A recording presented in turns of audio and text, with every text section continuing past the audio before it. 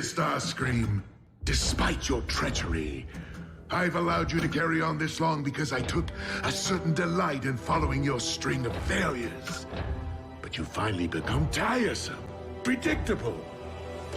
You've hit rock bottom. Aloha, everybody. Always a pleasure. I'm very happy to be here with my wonderful guests, quivering in fear of me using this particular clip. I'm being creative. Now, if you'll excuse me, I still have some work to do. Daddy, would you like some sausage? Daddy, would you like some sausages? Daddy, would you like some sausage? Sausages, sausages.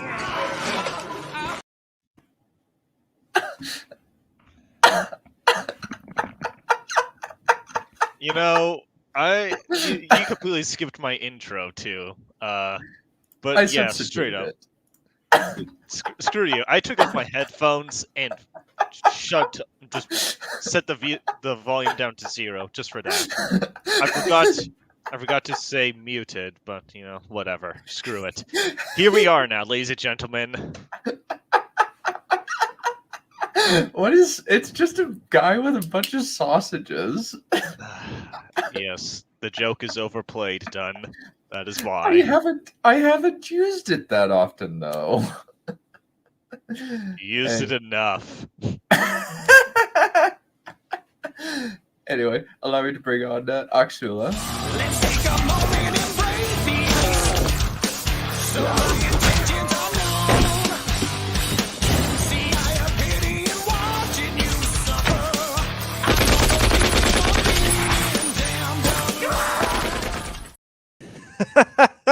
Let's go! Nice. I thought that was gonna be for Balerion, but nope, it was for Wissy. Well, Balerion yeeted Let's himself go. out. He yeeted himself out. Oof. I hate you so much. There are no words to And describe if you know what that intro's from, you're real. You got class. Isn't that from like a Black Ops Zombies map? What the one where they Perhaps. did the one where they did with the director guy, the famous horror director, and Nope. he turns into a zombies. Oh, Nope. That's Oh. Call of the Dead. Nope. aw. Good guess. Nope. That was the intro cutscene to Origins. 15 seconds of it at least. Oh. Sweet. Well, I won't use anything other than this for Balerion because I find it's appropriate. Right? What do you want to do tonight? The same thing we do every night, Pinky. Try to take over the world. Nice. I actually have Wow. that as a magnet. Only in the one I have, Pinky is lying on the ground and the brain is standing on top of him, Eh. crushing him. But it's the same general principle. I do have to. I will eventually have to figure out why is it that a man singing sausage No, is you God, so terrifying. why didn't you goddamn joke? Pardon my language. You know what? It just occurred to me. Today's Black Templars Friday, and I forgot to prepare a Black Templars intro. Aw. Horror shriek. Oh well. Yeah, what can you do? Well, nothing. It's already too late. Yeah. Is anyone in the chat yet? Nope. No. This is, Nope. I posted it on the Discord, but let me try at the. It is the day after Thanksgiving, so Oh, God. Imagine people are naturally. either hungover or doing other things.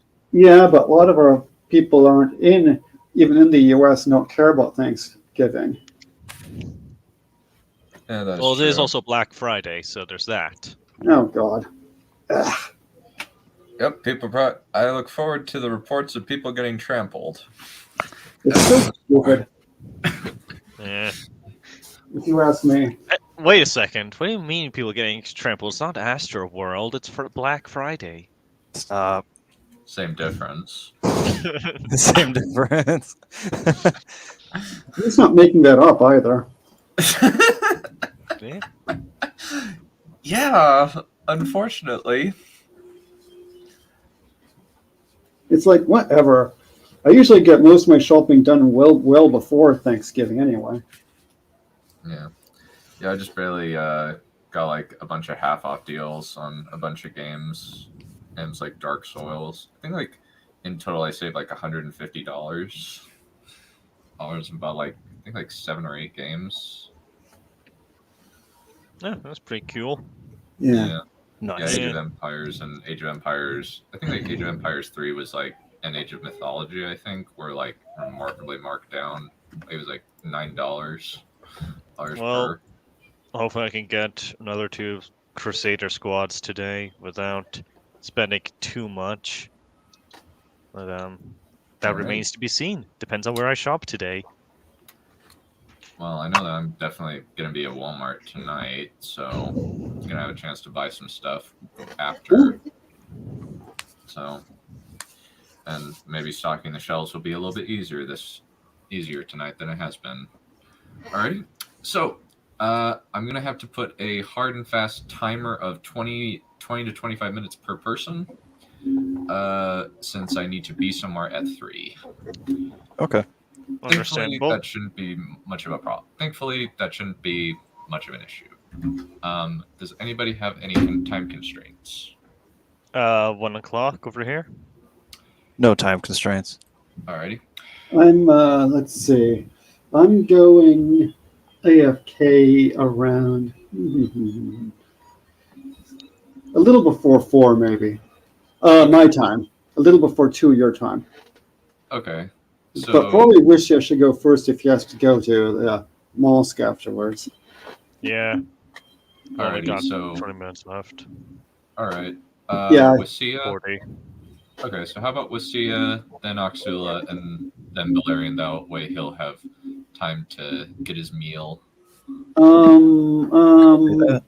going to be a little awkward. That would mean I would start just about time when I'm having my lunch. I have to start. Oh, I interesting. thought. I'm testing something. Sorry. Okay. Okay. So then you can go after Wasia then. That's Yeah, that would be better if you don't mind. Oh yeah. I thought that he would. Yeah, I misread the time. Go for it. All right. I'll don't worry, Axel. I'll be back to check out your stuff later. Cool. 'Cause I know you really want my opinion on it. Well, I want everyone's. Well, yeah. Everyone. Yeah, why Okay. not? Okay, so a quick recap as to the state of our heroine in this story. In a previous chapter, Lucia has boarded the frigate that took Malik to Earth.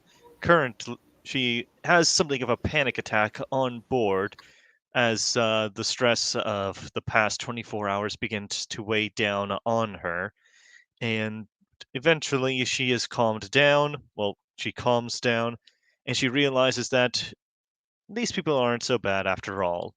And eventually, she is shown to her room and provided an opportunity to enlist within the VGC. She lies down in her bed, she goes to sleep, but unfortunately, she started having some fairly peculiar dreams or memories. And this will bring us in to chapter 4. Lucia strutted forward, her black heels clanking against the metallic flooring of the frigate. Her black leggings and skirt contrasted with her white blouse, and she felt the sterile air cool against her chest and forearms. She stopped before the gunmetal plated vanguards at the door, her pink metallic necklace shining under the lights. Lucia placed her hands on her hips, chin up, and spat it out. I'm here to see Malik. One of the guards looked at the other before addressing her. Uh-huh. Give me a second. He pressed a finger to the side of his helmet. Lucia's forehead furrowed, watching the vanguard's head bob and tilt as though he were talking. She exhaled, tapping a finger as she waited. Finally, the guard stopped and nodded to his comrade. You're in luck, miss. He's got time for you. He reached for the button on the door, which which split open with a whoosh. Thanks, Lucia said as she walked into Malik's bright yellow office and pivoted to her left, right where he was sitting. Malik reclined, dressed in his white uniform. Welcome, Lucia, he opened with an infectious smile. What can I help you with today? Lucia swallowed, feeling her face heat up, his radiant joy beating against her like so many sun rays. Regardless, Lucia spat it out, right as the door closed behind her. We need to go back. She paused, watching the smile melt off his face. Yet she continued. Last night, I had a dream, and I don't know why, but I think we need to go back. The room dimmed and darkened, and Malik's tone followed suit. I'm sorry, Lucia. I already told you this was a one-way trip. Lucia's eyebrows came together. The images, no, the memories were still fresh in her mind. The sounds of horror and the wretched smell were so vivid. She folded her arms under her chest, her eyes watering as she snapped back. But we need to! Something horrible happened. I know it. I just can't remember all of it. But I. She slipped a hand into her hair, her eyes wandering away. She paused for a moment, feeling it all weigh down on her. Ultimately, her hands fell by her sides, and she exhaled. I have a feeling it might happen again. Malik sighed, folding his hands together, and he nodded. That's disconcerting, but unfortunately, I can't turn this ship back. Lucia's eyebrows came together. Why not? Well, for a start, we've already made the jump, so we can't simply exit and turn back. Lucia clenched her fists together as she roared back. Then just send me back once we exit. Why can't you just put me on another ship and send me back? Do you have any idea what they'll do to her if... Lucia? Malik interrupted. What? She snapped. She snapped, just seeing it in her periphery. Her eyes widened as though as she finally noticed her burning hands. Her pulse spiked, and once again, they died out. Lucia's breath slowed and stabilized. It happened again? This this time when? No, it only happened whenever I'm angry. She realized, having connected the dots. She looked back at Malik and answered, "I'm sorry about that. I think it happens when I got a little upset." It would appear so, Malik replied, slowly and calmly. Don't worry about that for now. We'll work on that later. Lucia nodded, feeling her heart at ease. But her knees weakened, and so she pulled out a chair. Anyway, back on topic. Malik spoke before pausing. Lucia's gaze wandered back to him, seeing him pinch the bridge of his nose, his forehead creasing as he sighed. Eventually, he looked back at her. Eventually, he looked her in the eyes and simply said it. I wasn't supposed to be here. The ship, this crew, we're out of our jurisdiction. If we're caught, we'll have an international incident on our hands. Lucia gulped, her chest congesting and clogging. So, that's it? I'm not allowed to go back? Malik shook his head. Not quite. Currently, there's a program going through Congress to resettle Earth, but it requires negotiating with the Irrigus Dominion. Lucia raised an eyebrow. Malik caught on and waved a hand. I'll explain who they are later. Just know that if all goes well, you might be able to return to Earth. Lucia nodded along. Okay, and how do I get in? Malik leaned back with a sigh. Well, you have to be selected. And even then, the only people being chosen are architects, scientists, engineers, botanists, and, he sighed, military personnel. Lucia's eyebrows came together, focused and determined. So, I have to join the VGC. Malik nodded, his eyes briefly darting away. You'll get special consideration, and I'll be there to vouch for you as well. Lucia reclined in the seat, soaking it in. We could discuss the details over dinner. For now, I advise heading over to the medical bay to get your biometrics scanned. Lucia nodded. Thanks, Malik. And, sorry about getting so angry over there. Don't worry, Malik replied. Like I said, I'm sure you're going through a lot right now. However, you will need to get that under control once training starts. Lucia nodded again. She got out of her seat and dismissed herself. All right, see you then, I guess. The captain smiled. Sure. I'll send you the location and something special to your room. Lucia smirked, then answered back. Something special, huh? So, is this a date? Malik's eyes shot open, his cheeks flushing red. Lucia giggled before walking to the door. Relax. I wasn't being serious. S- Malik breathed a sigh of relief and smiled back. All right. See you there. She saluted him. See ya. A pair of vanguards exited the lobby while Lucia entered the teal-colored room. The antechamber was largely featureless, with only a front desk and an android sitting on the other side, and a cheery lyricless song playing on loop. The android's joints were covered in a black rubbery material, with white plastic covering the rest of it. Its head featured a blue optical cluster that dimly flashed as it spoke with a welcoming tone. Greetings, miss. How may we serve you today? Taken aback, Lucia remembered why she was here. Um, yeah, I need to get my biometrics scanned.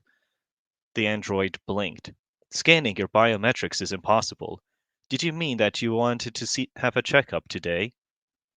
Lucia raised an eyebrow, but before she could say anything, she heard a whoosh, followed shortly by a man's voice booming in the chamber.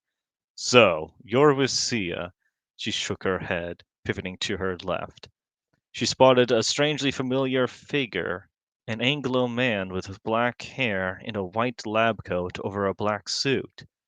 Lucia blinked, then answered back. I'm sorry, do I know you? The man walked into the room. Not yet, but you could call me Dr. Pierce or Oliver if you'd like.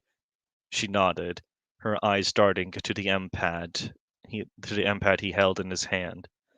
Then back to him. She extended her hand. Lucia. He took hold, shaking hands with her. Nice to. He grimaced and groaned, startling her. She relinquished her grip. Are you okay? Yeah, the doctor commented, gritting his teeth together in I guess you're a little too hot to handle, Pierce remarked, pulling out something from his lab coat and spraying his burned hand. Anyway, Malik gave me the heads up on you. We have everything set up inside. Just follow me. Lucia blinked. The image of his pained face burned into her head. What the fuck? How did I do that? Oh, I'm not even using my powers. This way, the doctor reiterated, snapping her out of it. She followed him in, walking through the glossy door and squinting as she entered the bright white chamber. She counted 6 examining tables, one of them occupied by a man in an olive green uniform with a doctor tending to him. Lucia followed Oliver to the one in the back right corner where a woman in a black uniform waited. She, too, was of pale complexion with otherwise Anglo features. Good afternoon, Dr. Pierce, she greeted him, looking up from her tablet. Nat, the doctor replied, nodding his head. Oliver turned his attention back to Wiss. I'm going to have you lie down here, he instructed, stretching his arm out to the table. We'll see you off and let the machine do its thing. Lucia's forehead with Lucia's forehead furrowed as she stared at the gray leather paddings. Her eyes darted to the doctor. Do I need to take anything off? Any metallics, electronics, and possibly your shoes. Lucia looked down at herself, spotting her pink necklace. She reached behind her neck and removed it, handing it over to Nat, who extended a tray out to her. She reached into her pocket for her H card and took off her heels before sitting on the table and lying down. Nat extended her hand, presenting a pair of black spectacles. Put these on, she instructed her, with Lucia doing just that. Soon, a transparent semi-cylinder closed off within the MF scanner. Lucia felt her heart spike and a force pressing against her arms, not realizing it was just her body tensing up. This should only take a minute, Dr. Pierce informed her. The biographer will do a few runs through your body using MRIs, IRs, and so on. Should give us a good idea of your health, he monotonely explained. You have nothing to worry about. Lucia nodded and took a deep breath. Okay. A holographic display appeared on the glass, with Dr. Pierce tapping a green button. And begin. Lucia laid her head back, hearing the machine whirl up and seeing a black and white ring extend. Then, as Pierce said, it scaled up and down the table, firing off a tracer laser so she could see where it was at. Then she heard the doctor's voice. 180 centimeters. Her eyes darted to the doctor and the nurse, watching their faces go slowly go from stern to stunned. She couldn't see the results being displayed to them from where she was laying down, but she didn't need to. What in the? He uttered under his breath. Malika told us to expect something like a vanguard, but this will exceed a grand marshal. Lucia's forehead wrinkled. Grand marshal? She wondered to herself. How is this woman alive? She heard Nat chime in. Lucia opened her mouth before getting the first word out. But before she got the first word out, she heard a tune played, followed shortly by a pre-recorded dialogue. Scan complete. Nat tapped her H tablet against the device, the display on the glass disappearing as it opened up for Lucia. She sat upright, taking off the black eye protectors. Dr. Pierce looked at her, regaining his composure. He cleared his throat and spat it out. Well, I guess I should be grateful I got to keep my hand. Lucia raised an eyebrow. What? Nat showed her the results on her tablet, while Oliver continued to explain.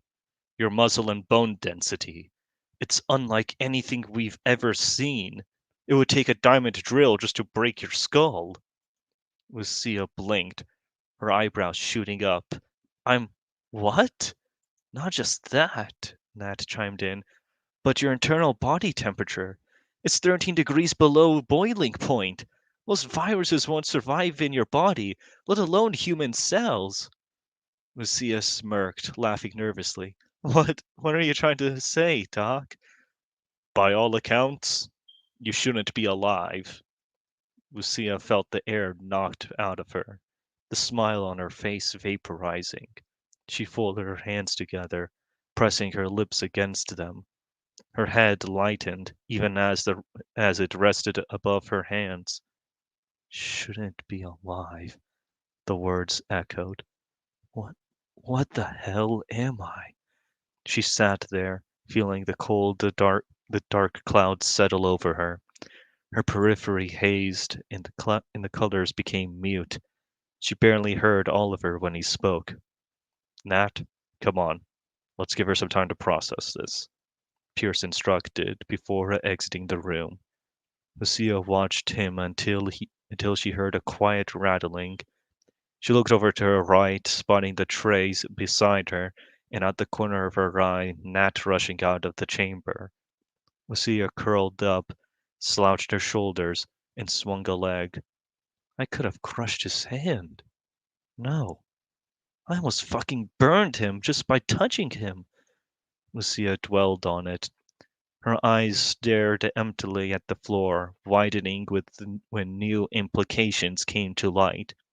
The involuntary activation of her powers, her blind fury against Linen, and the piles of burned corpses all came together in her head, painting a horrifying image, until she heard a quiet vibration. She picked up her H card, seeing the message Malik left for her. Lucia exhaled, depressurizing. Come on, he's waiting for you. You can angst about this later. With that, she plucked her belongings and trudged out of the medical bay. And stop. Whew. Nice. Timing, I like it. Oh, thank you. I just want to say, this is a big improvement. It's extremely engaging. The story. It's Oh, very. thank you. That chapter was quite good in the aspect of clarifying the mysterious things of the last ones. Yeah. Like, I remember Tarek suggesting that it just explain at some point that the reason why Lucia is constantly feeling so hot under the collar and why she always has her shirt open around her chest area, it's because her internal body temperature is really freaking high. Mhm. Like, and her nervous system is basically just like any normal human though. So that's a slight detriment for her. Wow. Yeah, that was pretty neat. That was pretty neat. Let's see. Any other critiques? I mean, obviously, this was unfortunately my first time reading through this aloud. I did not have any practice of before, so Your forgive stuttering some wasn't of. too bad. We Yeah, can catch on what was going on. Like, when you accidentally said the wrong sentence, you said the right one right after, and I just went, okay, that's the right sentence. It yeah, wasn't that big of a deal. The only thing that I thought was weird was kind of like a few word choices here and there. Yeah, if you want to read the notes I wrote down, feel free. Oh, I did. Yeah, I've got yeah. some. Let's see. Yeah, I like the interaction is really good. I like the way I like the interaction between Malik and Lucia and the whole "what am I" thing. Um, Yeah. Yeah, that and gave me a good laugh. that was oh yeah, the bit where maybe we can go on a date. Yikes! Oh, Yeah. calm down. I was only kidding. I like that bit. I liked. Yeah, that Yeah. was good. That was good. It's like There are, it's like she just kind of thinks, "Oh, so is this a date or something?" And he's yeah. I There's thank you. yeah. I mean, there's still a fair bit of word choices here and there that need to be Yeah, ironed out. that was admittedly a bit clunky over there, but considering that this chapter did not exist from before. May I share So, a really quick few word choices throughout? oh, sure. Okay. First of all, the room darkened. I see what you were trying to do there. I maybe a way to do that would be when she asked the question. He said where the ship can't turn around. You can say the tone in the room darkened instead of the room darkened. And then after Yeah. that, you had her chest congesting and clogging. That was a bit odd. I mean, yeah. I mean, I think I think I could say that she felt her chest, her congest. No, actually, that is still a bit. That sounds a bit tightened. unnatural. Her chest tightened. Yeah, that works a lot Yeah, I'm better. guilty of doing that same thing myself. And please, by all means, when I present, tell me every last awkward thing you find. Yeah, the room seemed to darken. Might be good. Yeah. Yeah. And then I noted down something special, cheeks flushed red. That was like the implications were, oh boy, this is extremely obvious. Something special, huh? I wonder what that is. Hopefully Yeah, not concerning. It's so that you actually figured that out in the same exact chapter because I cut off about 2/3 of the way through because I felt like it was too long for a presentation. But basically, it's just a red dress, but it was like a Alright. really plain looking red dress, nothing special about it. But she made some alterations to it that Malik doesn't exactly approve of. Oh, no And then comment. lastly, I said shook her head should be turned her head, because when you said she shook her head when the person walked in and said, "So you're Wissia," my immediate reaction was she was denying him, right? Because that's usually what it means when you shake your head. You're saying no. And then I Yeah. realized, oh wait a minute. In the context of the conversation, she turned her head and noticed someone approaching. So I would just that's just I would say turned her head instead of shook. Oh yeah, Yeah, and just for clarification, yes, Dr. Oliver Pierce is a reference to Dr. Olivia Pierce from Doom 2016. Oh, nice. I Now, like but, that. if I may, I have a few other word things I noted too. Watching the head bob as if talking. That sounded a little weird. Tone Yeah. followed suit. That's um. The head bobbing thing while he's talking, I actually picked that up from reading Republic Commando when I was much younger, because the Republic Commandos had a feature where they silence their helmets essentially, so you can't hear what they're saying underneath it, but you can tell from their head motions that they are in fact talking. Yeah. Tone followed suit was a little weird. Eyebrows came together, like maybe just narrowed her eyes. Yeah. Did anybody notice Um, how many times I said hand in the middle when I was like in the medical bay, specifically the antechamber? Because I No? noticed that while I was reading it, I'm like, ooh, this feels a little awkward. I should probably like, Not really. No. not terribly. Sounded good. okay. They died out. What died out? Oh, that was supposed to be a reference to the flames. They were extinguished. The flames were extinguished. Maybe the fire went out. Yeah. That I might guess. be an issue with audio reading rather than physical reading. That Yeah. might be a. I'm not sure. It might. Yeah, there were a few things monotonely in a monotone. Yeah, I had a few. I had a few others, but those will do. I think. Yeah. Also, Decompressing. Sorry, I'm decompressing. That's a little weird. When her pressure is going down, when she's feeling less tense, relaxing maybe. yeah. How are we on time, Don? I think that we're pretty much reaching the end of I think it's time for Count Balerion. That way he has time to take his eat his nom noms, his Turkish delight. All right. Turkish delight. God help us.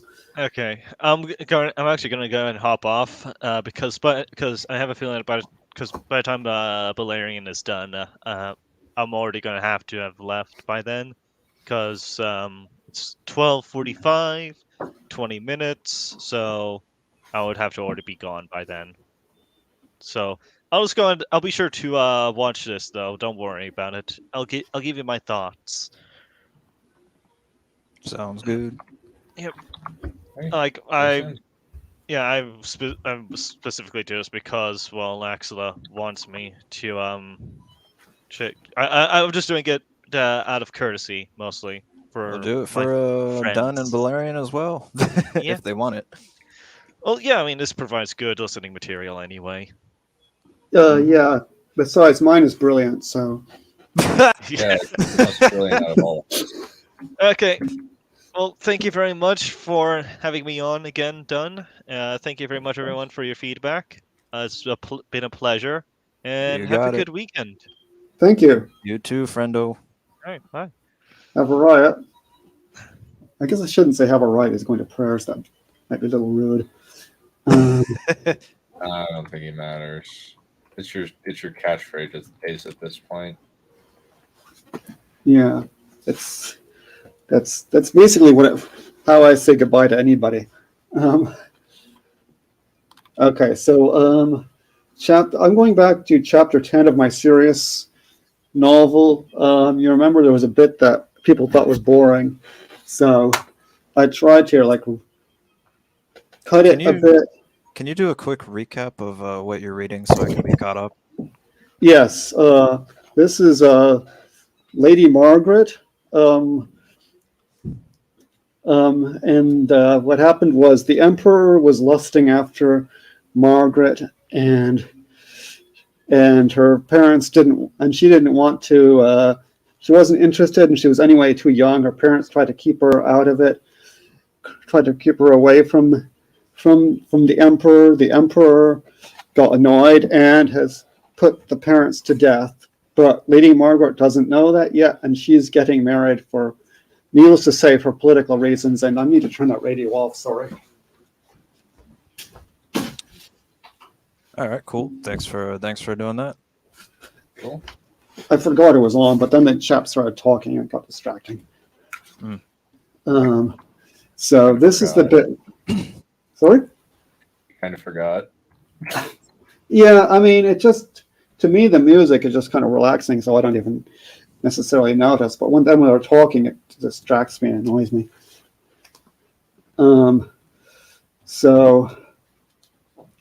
So now we're at the wedding, and she doesn't yet know. And her friend, she has a friend named Barama, who's a guy who also the emperor was also lusting after, and his father also got killed. And so forth. I'll have to explain other things as I go along, probably. So meanwhile, a less grievous ceremony had the counts just had their funeral somewhere else. The fathers. Meanwhile, a less grievous ceremony had just been enacted at the castle of Malboer Lichbeers, the Tower of Two Rivers. And that's a coincidence. That's not a Wheel of Time reference. In Darzaz, hundreds of miles away, on a cloudy and rather sprinkly day. Malboer Lichbeers was located near the confluence of the two rivers Urnellor and Zirlom, which provided a kind of natural moat on three sides, to which was added a canal on the south side. The castle was larger than Certheton, Margaret's castle, and made of stone. It was 4 stories high, in ignorance or defiance of the imperial law mandating that dwellings of the provincial nobility be no higher than 3 stories. The workmanship, however, seemed a little cruder than that of Certheton. Margaret and Edrion's wedding would never perhaps have been of the most touching, but it might have been more bearable had Margaret and her sister Adri not been racked with fear for their father. Margaret had trouble remembering where she was and kept saying things like, "the miscarriage of our justice," instead of "the blossom of our love." Barama was anxious too, in a stoic kind of a way. He had volunteered for the role of the chief witness, but found it hard to concentrate, anxious as he was for news of his father, and he signed his name as if in a daze to the testimony of marriage. The Yaji, the priest, Blessed Pendar, seemed the only participant whose heart was at all in it. The weather was moody, which was why they dispensed with garlands and made do with wreaths instead. Margaret was moody too, distracted by thoughts of what might befall her father. The wreaths reminded Margaret of her mother and father, and she felt tears forming in her eyes. That wouldn't do. She must show the dignity appropriate to her rank and to the occasion. But it was hard. 2 weeks ago, a letter from her castellan had arrived informing her that her father was to be tried. Nothing had been heard since. When Margaret and Edron drank from a cup containing the mingled waters of the Unellor and the Zirlom, and Edrion said, "With these mingled waters be our souls likewise mingled," in a dreary monotone, he hated rain. Margaret's heart was far away, in Certheton with her parents in the days of her childhood, before ever she had met the emperor. She shook herself. The marriage was necessary. And if her father did die, Certheton would need friends. It could not stand alone. The wedding feast was not much better than the wedding. Edrion gamely followed the long-standing Darzazian tradition of getting more than a little tipsy He hated disappointing anyone. Edrion's chief complaint was that the food was mediocre. And I hate eating outside. Neither Margaret nor Adri nor Barama drank much. No one talked much either, except Pendar and the tutor Muku, who for some reason embarked on a debate on the nature of the law. It was the sort of thing they did, but the Duke cut them off after about 5 minutes. "This is fascinating," he remarked, sounding anything but fascinated. "Let's play guessing games." So they played some desultory guessing games until supper was over, and it was time to sing subtly ribald songs while the bride and groom were led into the bridal chamber. These songs had once been in use also in Ichalamu, but had gone out of fashion there, except in the more remote westerly regions. They were still current in Darzaz. They made Margaret slightly queasy, and she missed home all the more.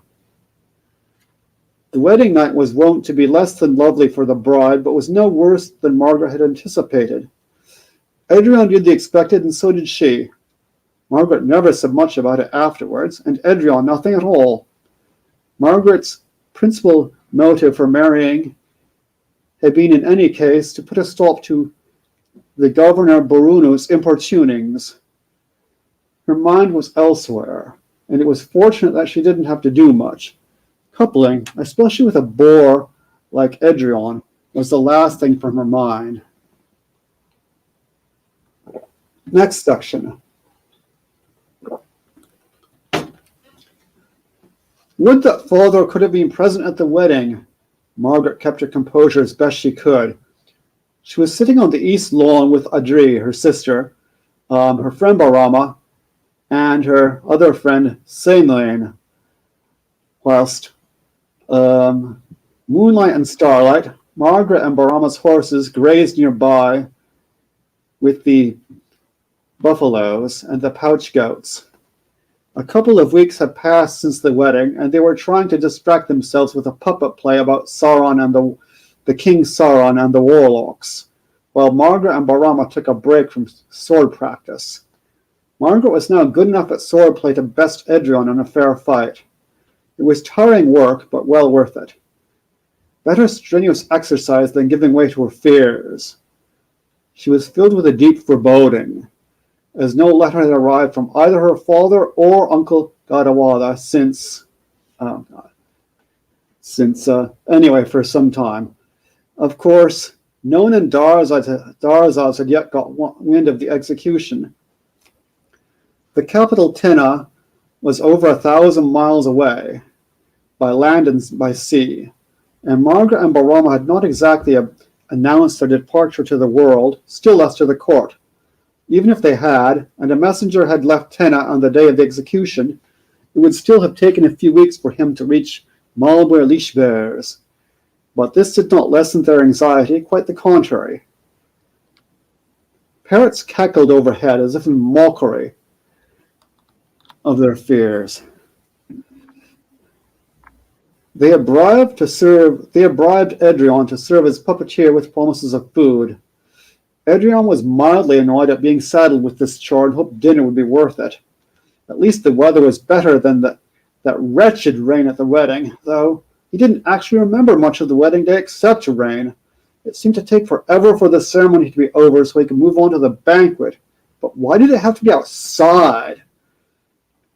His silly sister Sainan had wanted to follow the custom of releasing crickets. Adrian didn't really care for insects much, or indeed, Adrian didn't actually like any animals very much. The banquet had only been passable, and the weather had been beastly. Why did it have to be so wet? His father had been annoying too. Did he have to roll with laughter when Margaret had flubbed her lines? Granted, it was ridiculous, but why could the father observe propriety? Form mattered, even if not as much as dinner. Where is he? Adri burst into tears. Is he alive? What is that awful emperor doing to him? Is he being tortured? Finished Margaret in a low voice. I do not know. I hope not. Her voice was shaky, but she somehow managed to keep from sobbing. She would be the head of the family one day, perhaps sooner than she wished, and must represent it to the outside world. And yet, why should she be forbidden to have a heart? She squeezed her hands together to keep from wringing them. Adri made a desperate effort to stay calm, but her voice was broken with weeping. We lost our mother. Will we lose our father as well? Margaret sighed and took Adri's hand. I do not know. I wish I could say something comforting, but I do not know. I had a horrible feeling when we parted, and his last letter did nothing to dispel that feeling. Is that why he always looked so sad, even when he smiled? Especially when he smiled. Adri broke off, and there was silence for several minutes. Their friend Seinan changed the subject tactfully, hoping to take her friends' minds off their troubles. A pity we have no proper theater here, not even a puppet theater. We only do farces here, and those in the upper banquet hall. They're not very good. Margaret sighed again. At least it was fun building a log theater and making puppets out of bark cloth. It had not in fact been very fun, although that was because their minds were elsewhere, and both theater and puppets were rather crude, but at least it had kept them busy. The play is good anyway, said Barama after several minutes. The play was good, despite Adrian's less than inspired delivery, but their attention was only half on the stage. Barama had indeed temporarily forgotten what the play was even about. Unjust rulers, he supposed, or something along those lines. He had unjust rulers on his mind just then. Like Margaret and Adri, he was anxious about his father and his mother as well, but he did his best to suppress those feelings. Men never worried. This was well known. We've not heard any news from outside Darza's in a long time, said Adri. Her voice unsteady, she dug her nails into her palms. I hope your father and uncle are safe, said Seinan quietly. She poured eucalyptus tea for Margaret and Adri, a gesture of hospitality and concern. Perhaps Exalted's counsels have moved him to mercy? I have a presentiment of evil, replied Margaret, taking a sip of eucalyptus tea. Just how evil, I don't know, but I don't think we'll see them again. Adri wept, whilst Margaret somehow managed to maintain her self-control. She was in any case at least as angry as she was sad. Barama, however, affected not to believe in these presentiments, partly from bravado, partly from wishful thinking. Our fathers are so important, no one would dare murder them. He didn't sound very convinced, though. Someone murdered my mother, said Adri, and tears came to her eyes. Why should they fear to murder my father as well? Barama looked away awkwardly and evaded this last question. Look, the dragons. The warlocks are making a dragon out of the cauldron, he said, although the dramaturgy is a little clumsy. I wish it were lunchtime, thought Adrian. The shiny rat stew with blue-green spinach and sorrel is passable, thank Karat. If we were in Serthaton, the food would be better. Just at this moment, Margaret's maidservant Thavdad arrived and said, Great Ones, pardon the interruption, but a messenger has come from Serthaton and says the news may not wait. Oh no, cried Adri and covered her mouth. Let him come, said Margaret slowly and almost in a whisper, and she rose to receive the messenger. Pardon me. A man in the livery of Serthaton, a green robe with a saber-toothed tiger on the chest, approached and bowed. What news, Cor? Asked Margaret, fearing the worst. Adrian had stopped the puppet play and came out from behind the makeshift stage to listen.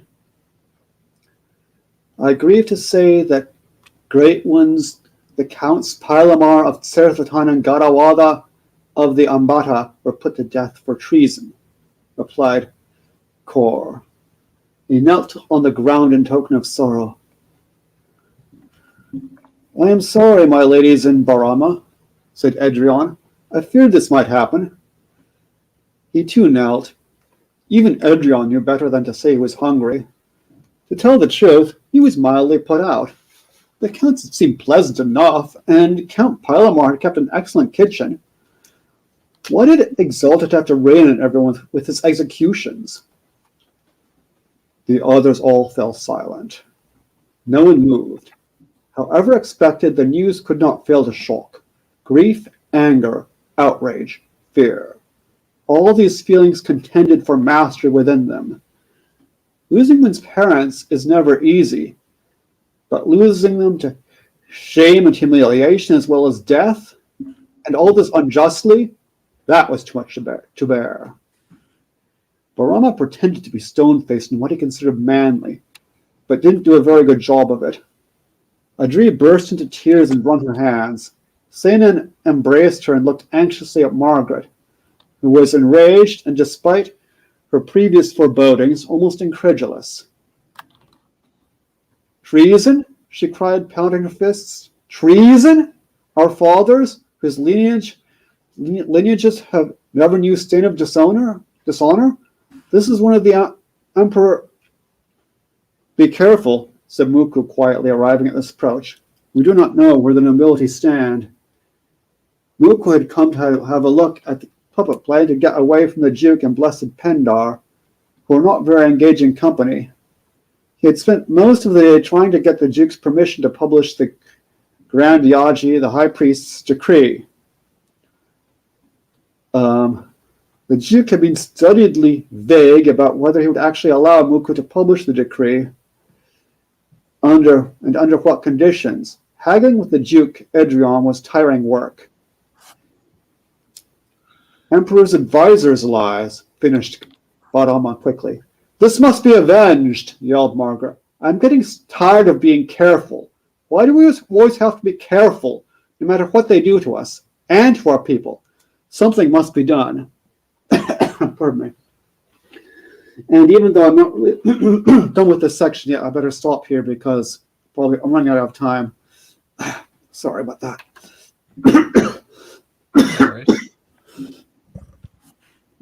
Okie dokie.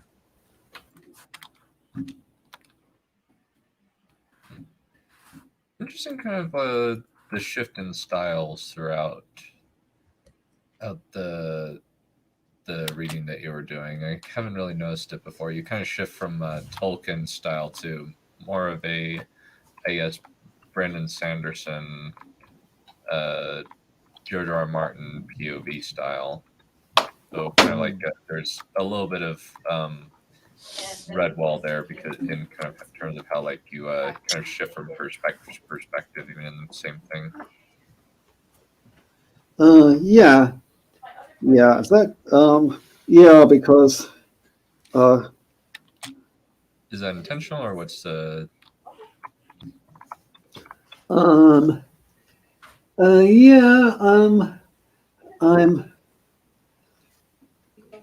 usually when I have a character talking, I will give their point of view. I mean, the principal point of view here is Margaret's point of view, but to be honest, one of the reasons why I often shift to Edrion's point of view is that he amuses me. It provides, and it does provide like a sort of a contrast. I don't know if the contrast is good or bad, but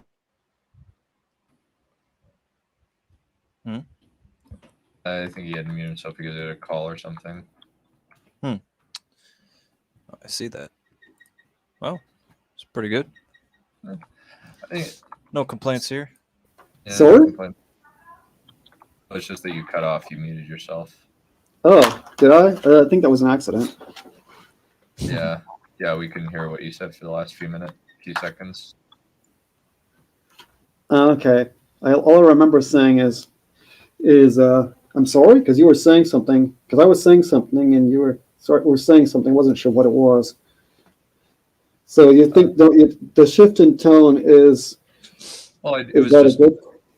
Well, I think it was just kind of noticeable. It Yeah. was kind of noticeable since, like, I know. Since I've seen a few books do different things. Like, it seems like you're going for a very Tolkien-esque style, which is kind of different than a lot of a lot of contemporary writers. Most writers do not go for the Tolkien style. I think like the only exception technically is a little bit of Steven Erikson, but I've just barely gotten to him, to Malazan of late. Yep, I never heard of him that I know of. He's not exactly mainstream. He's like kind of just barely below mainstream. He's kind of on the same level as somebody like Joe Abercrombie. Okay. Hmm. Joe Abercrombie, I have heard of because you've mentioned him. Yeah, because he's the best writer writing today. Oh, interesting. I haven't checked out any of that. Yeah, the First Law is honestly my favorite fantasy series of all time.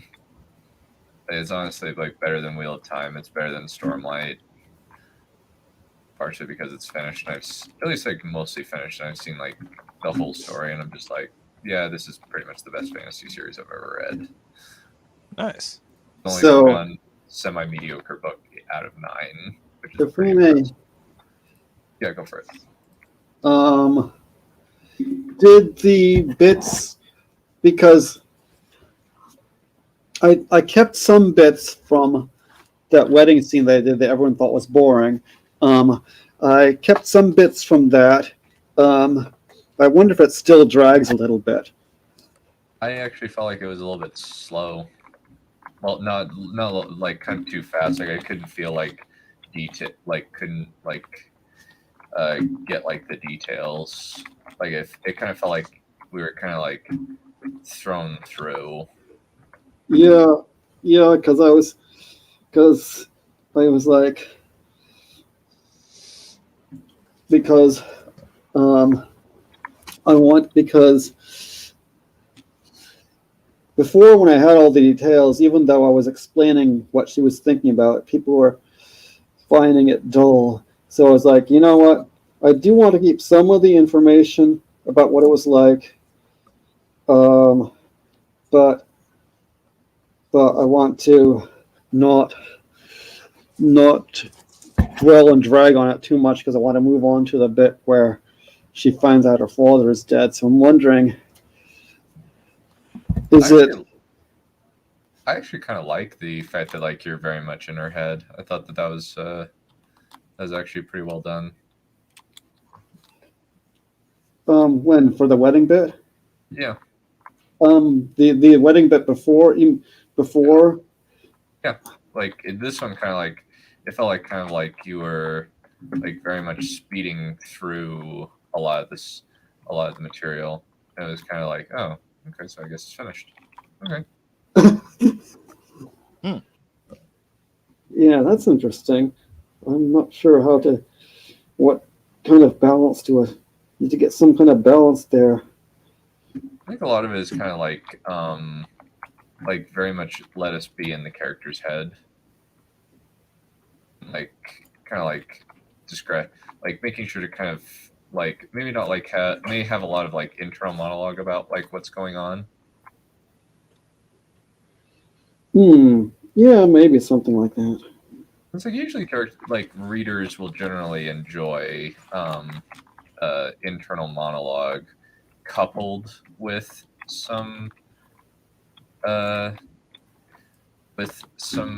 like external stuff. Yeah, maybe something like that.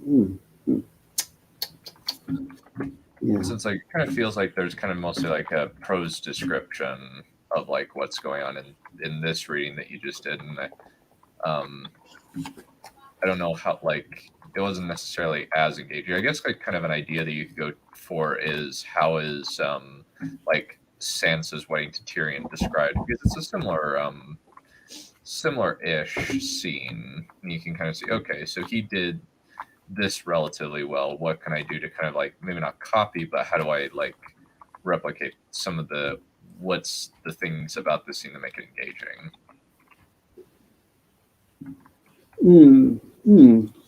Yeah, this is it's not too different. It's not quite so bad as Sansa's wedding because she's not married to the family that killed her father and all that stuff. But still, yeah. I think like a lot of it is kind of like figure out what techniques Martin uses in order to like get you on Sansa's side / kind of make you feel what she feels. Yeah, and I do like Martin. He's a good writer, even though he does a lot of gross stuff. Yeah, there's too much gross stuff, and I'm not going to have that. I mean, I allude to gross things, but I'm not going to have descriptions of gross things. You're not me. No. No. What have you done? Hey, you missed the 69 reading.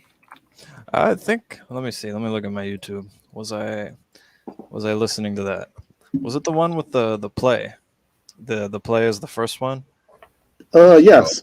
Yeah, I'm not done with that one yet. I only got through the play, and I was like, damn, that was intense. That was something else.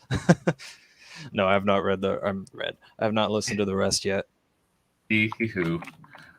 Okay. You get to hear Balerion read about Middle Earth tectonic sex. Basically, it's a syllabus from a professor who gets turned on by plate tectonics, and the plates are grinding together. Yeah. Middle Earth is so hot. Yeah, I want to do it with Middle Earth. Yeah. Okay, interesting. Interesting. That's a nice tactful way of putting it. That's the thing for about 10 minutes, and it was hilarious. Yeah, it's not too long. But then the good thing is that John's bit is at the end. So if you find it really gross, you can just say, "Hey, I'm not listening anymore." Interesting. I'm charming. We shall see. Yeah. Oh, hold on just a second. Yeah.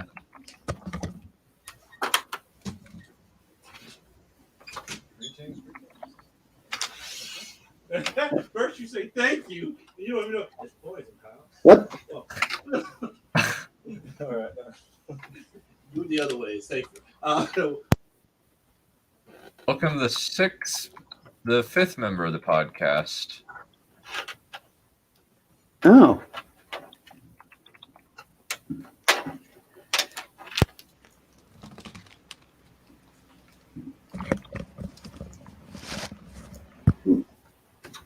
Okay, sorry. I'm here. A delivery or something?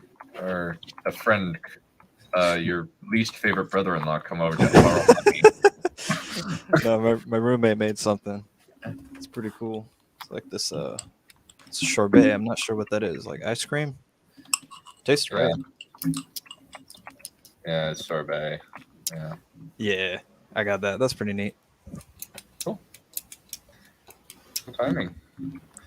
Oh, it's my turn now? Yep. Okay, word. Okay, cool. So this one isn't too long, and I think I got my reading skills down where I can present it in a very entertaining and quick-paced way. Okay. Let me try something here.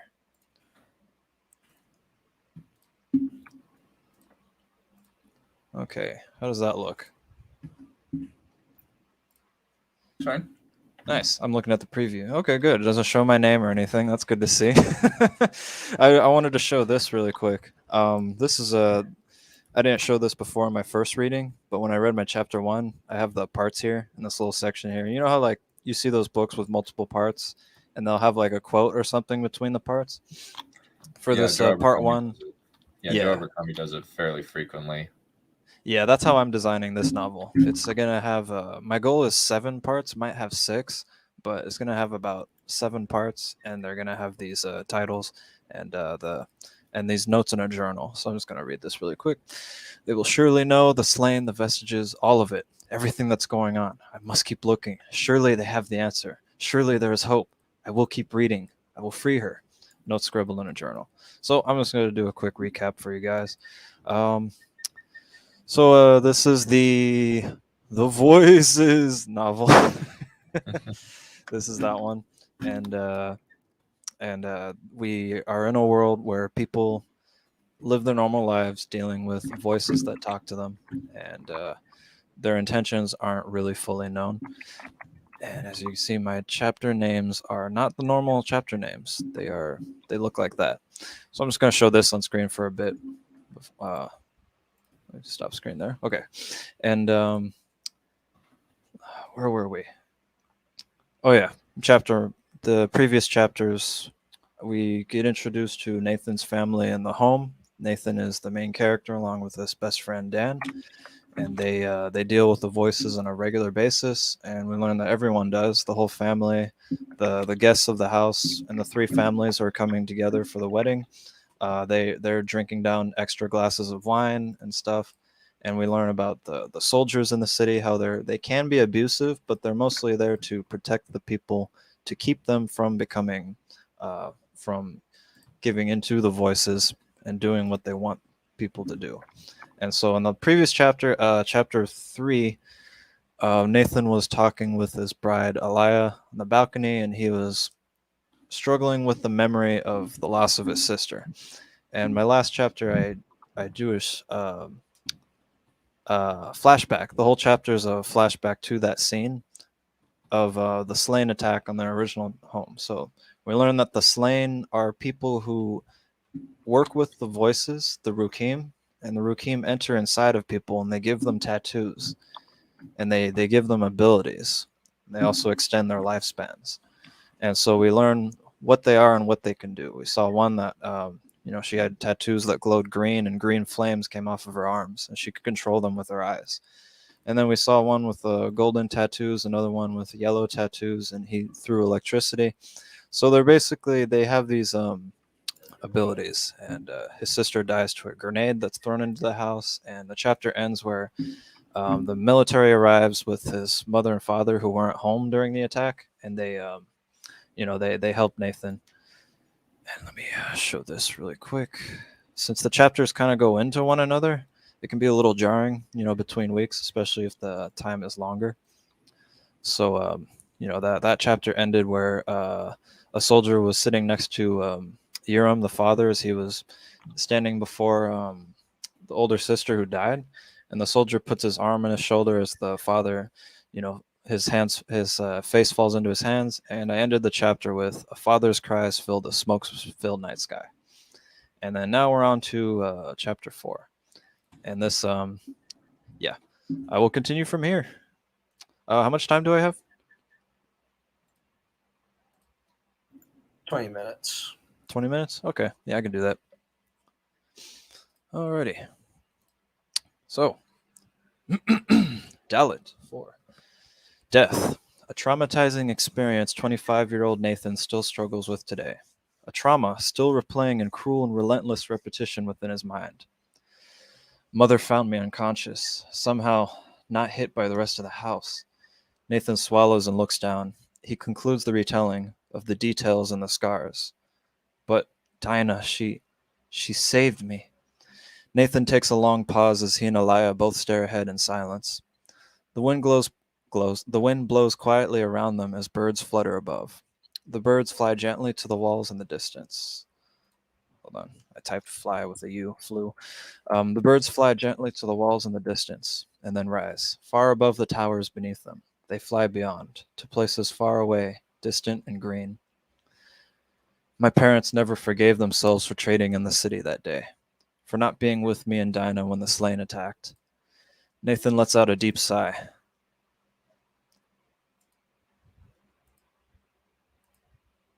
Wait, what the heck happened here? Oh, forgive me. I was editing this at the last minute today. This paragraph is completely broken up. Let me try to fix this.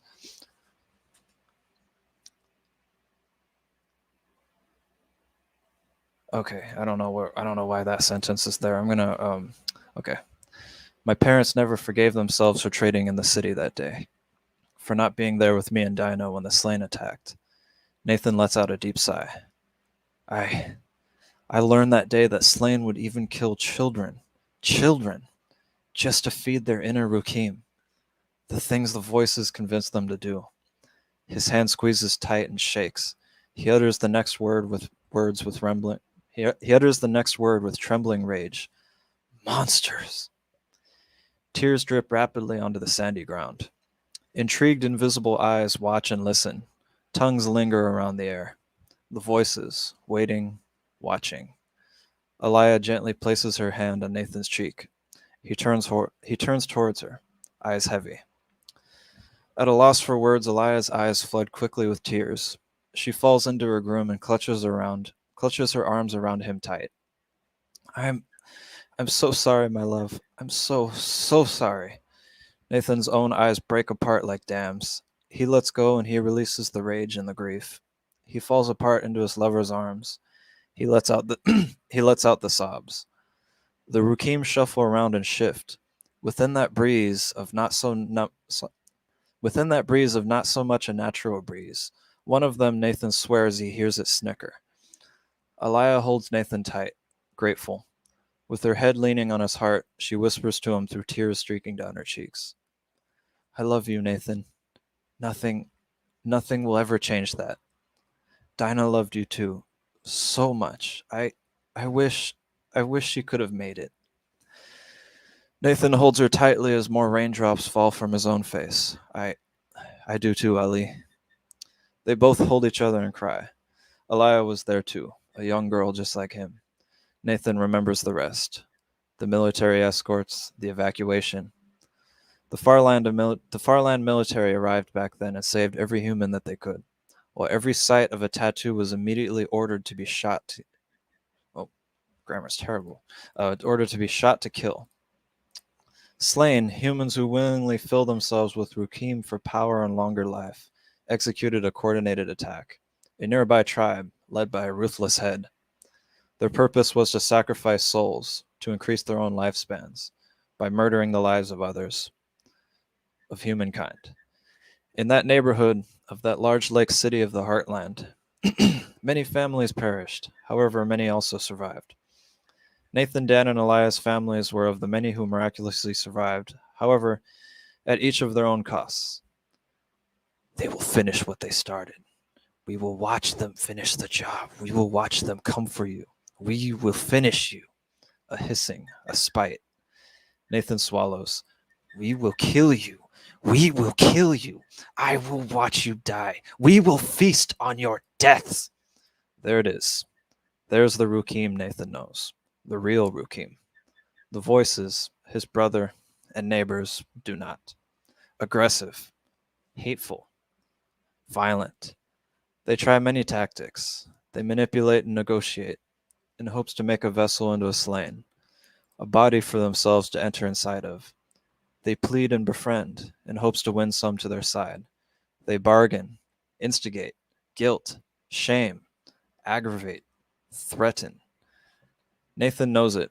Nathan knows how they actually are. He knows that they are really, truly, incredibly violent, for the slain only fulfill what the beasts inside require of them. Nathan breathes in and gently holds his bride's hand, resting on his chest. You know, my dear, I remember our first meeting like it was yesterday. How you cared for me. How you loved on me. Nathan stares ahead to the city. His lips faintly move up. His eyes brighten a bit. There in that old shelter, Urim and his wife, Nathan's mother, were in a frantic conversation with a soldier. The soldier gently keeps trying to reassure them, holding out his hands and waving them with every word. His eyes express sternness and care.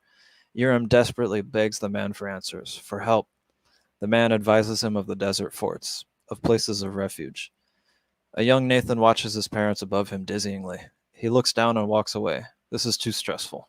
His head is hurting, his throat is parched. He walks through the shelter. All around him, families cry and converse. Children and parents clutch to each other tight on bunk beds, on mats laid down on the floors. Soldiers and paramedics try to attend to the injured as they cry out to them in pain. Nathan watches two paramedics desperately trying to resuscitate a woman, covered in red and limp on the bed she's lying on. Her hand lies dangling to the side, fingers unmoving. He looks to another and sees some paramedics attending to a burn victim, a man given ointments and medications to help heal his skin charred by the flames. Flames that Nathan remembers were green. He sees families, children and parents, and relatives holding onto each other and crying. The sights make him sick. Nathan jumbles forward. He looks around desperately, looking for a drinking fountain, a vending machine, something. Water. The 7-year-old makes his way to the wall. He is surrounded by other children, many of them going this way and that, hurrying around him and rushing somewhere and elsewhere. He is surrounded by soldiers, busy and arguing with parents and grandparents above him. He is surrounded by paramedics and nurses, bustling around him and trying not to trip over him and the children at their feet. It all makes him so dizzy. Nathan falls to his knees. He grabs his pulsating head, the injuries of the roof that fell on him. His bandages begin to excuse me. His bandages begin to come apart and fall. His throat, too dry, tries to call out a word. Water. No one can hear him. The shelter is too loud, too busy. He begins to fall. Whoa, whoa, whoa, whoa, hey, hey! A young child grabs Nathan quickly, catching him. Completely out of nowhere, he's the same age, maybe younger, maybe older. He worriedly looks at the collapsing Nathan, bandages falling off his head, mouth hanging open. Nathan's umber eyes lazily look at the one speaking. The boy holding him looks at Nathan concerned, dark-skinned and with worried green eyes. Next to him, an even younger girl stands and stares worriedly as well. Hey, are you okay? The boy now holding Nathan up inquires. Nathan looks up at him, at them both. He tries to speak, but his throat is too dry. Only choking comes out. The girl, realizing what he's trying to say, widens her eyes greatly and yells to the other boy, Danny, he's hurting, he's thirsty. Immediately she opens up the bag on her shoulder as she thrusts forward a water bottle. The other boy, Danny, it seems, nods and awes in understanding. He reaches over and helps Nathan sit gently back down. Nathan gratefully takes the water bottle from the girl and anxiously chugs it down. The two children watch Nathan. They gently tell him to slow down. He listens, and he drinks the water slower, gratefully. Immediately, Nathan's mother pushes her way through the crowds behind Nathan. The three look up at her, and she immediately yells out her son's name, grateful and scared. Nathan realizes his mother must have immediately noticed her son missing, and quickly followed after him. Right then, another man shows up behind the girl and boy, and does the same. Dan! Elia! There you are! He quickly addresses the two children, worriedly approaching them. Both adults quickly notice the other, and the man quickly apologizes to her and introduces himself. Forgive me, ma'am. My name is Dan. This is my son, also Dan. This is his friend, Elia. He reaches out a hand above the children, and Nathan's mother takes it gratefully. Thank you. Raquel. I'm Raquel, this boy's mother. He is Nathan. She places a gentle hand on her son, and the three children anticipatingly watch their parents. At that moment, Yerim also appears, worried, as his wife gently holds his hand and introduces him to the other. The parents converse, realizing that they were neighbors of the same town, many streets away, as they all too were attacked by the mob of slain, by the tribe that the soldiers informed them were the culprits. The children below watch and listen, and the younger Dan helps Nathan up, with a supportive shoulder to rest on his own arm. I got you, man. I got you. Come on, brother. The young boy confidently calls out. Nathan smiles widely and breathes out grateful words, no longer parched by a desert throat. Thank you. Listen, Yerim, the father, the older Dan, says to the adults, if you and your family would like, I can introduce you to my wife, and this young lady's parents as well. If you would like to stick together through all this, we may be able to make it yet. Dan's father continues to converse with Nathan's parents, and they gratefully accept. Yerim thanks the man adamantly, and he also thanks the two children for looking out for their son. Dan and Elias smile at him. The families begin to move together, and the three youngest follow at their feet.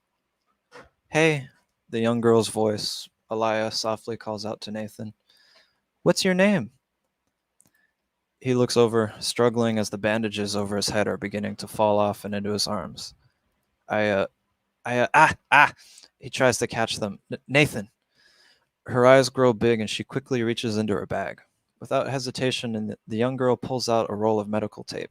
Miraculously, medical tape, of all things. The roll is smarter than the ones the nurses wrapped Nathan with. Wait, did I say smarter? The roll is smaller than the ones the nurses wrapped Nathan with, but she proceeds with using them anyways. Alaya grabs the ones on Nathan's head and quickly rolls the long medical tape around him, tightening the grip and securing the ones that were falling off. She smiles as Nathan stares at her, dazed and awed, as she rips the tape and seals it firm. Alaya, she says in her young voice. I'm Alaya. Nathan leans now on the guardrail, staring ahead at the city of Fort Saltus, the new home. Alaya stands next to him, also leaning too, one hand on the rail, the other holding Nathan's. How on earth did you and Dan have just what I needed? Nathan looks over at Alaya in amazement. Bandages and water? He shakes his head, smiling with his mouth agape. What are the odds? She meets him and smiles wide as well, thinking about it. I don't know. I suppose maybe there is a greater power over us all. Maybe a Most High really was looking after you. After us. After all. Nathan looks back again at the city, still awed. His eyes slowly look up to the sky, the clouds, to the bright midday sun, shining intensely down. Could it be? A door opens and Nathan's mother calls loudly to the air. Nathan and Alaya turn around and respond to her. They turn and look at each other, teeth show wide in delight. It's time. Nathan and Alaya hold hands as they head back towards the front door, back to the busy home. Thank you. Nathan looks over. Alaya meets his eyes and sees him. He is stronger. He has changed. She sees a newfound strength in those eyes, a building and an improvement of the man he was before.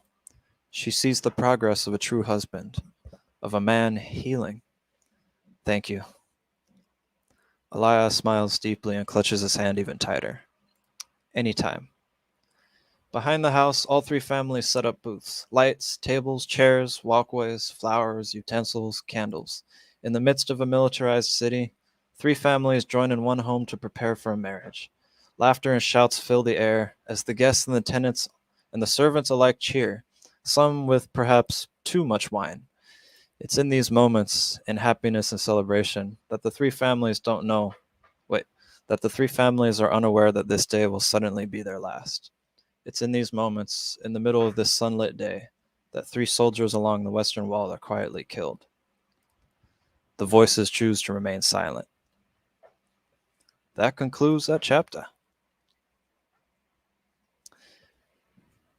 Yeah, I'm just gonna say I added an entire scene to this today at the last minute, and that please hammer me with anything that was clunky or off. Well, for one thing, the murdering the lives of others was an odd word choice. Mm. It's like murdering the lives of others. Yeah. Taking the lives of others, perhaps. Yeah, taking the lives of others is most definitely a better choice.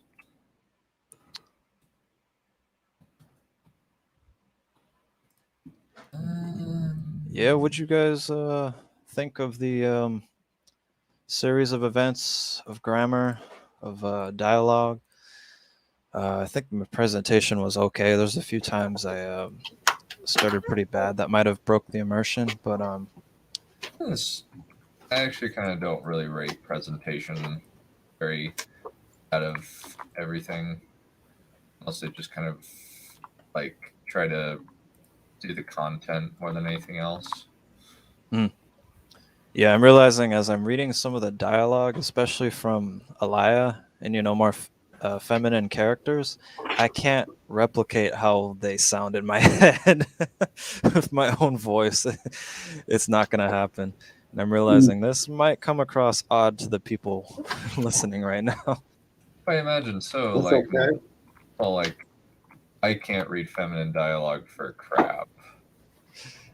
Yeah, yeah, I can't do it. Tarek can do it. Yeah, that's because Tarek's the Barty chap. The Barty chap can do no wrong. Well, I wouldn't go quite that far, but in terms of delivery, he's got it. Carl Saylor is another one who can do it. Yeah. Half a moment, I'm right with you with feedback and stuff. I'm right with you.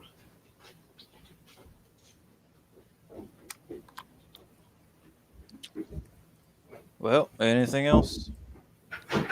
I felt like kind of the dialogue between like the married couple is a little bit cliche, but if that's what you're going for, I suppose that it could be fine. I was just kind of like, doesn't necessarily feel like people talking. Ah, okay. Yeah, this is what I was really struggling with that my chapter 19. Like this is 4, but writing chapter 19, a conversation between two characters, was very difficult to write it and try to make it feel authentic. Let's see. What do I have here? I didn't notice anything bad about the dialogue. Let me see. Kind of like the interactions and stuff. Those kids that were helping out Nathan, that was nice. That's what I added today. Yeah. So, in terms of the content seemed fine. I did notice a few oddities in